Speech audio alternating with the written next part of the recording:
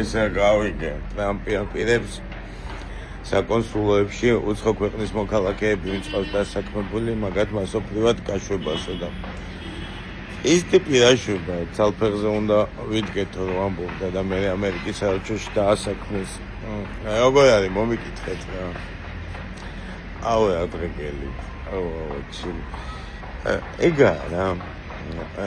ბოლოს ისე დონეზე უნდა მიხვიდე და ამერიკის საელჩოსთან გახვიდე და აქცია მოაწყო და დარჩეთ ესტონეთის იმედზე და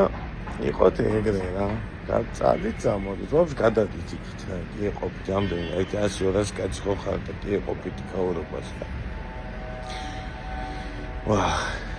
ესია რა სიმართლე ყოველთვის სიმართლეებს და მთავარია დრო და მთავარია გაუძლო რა ამ ყველაფერს რა ჩვენ გაუძლეთ და ჩვენ მოვიგეთ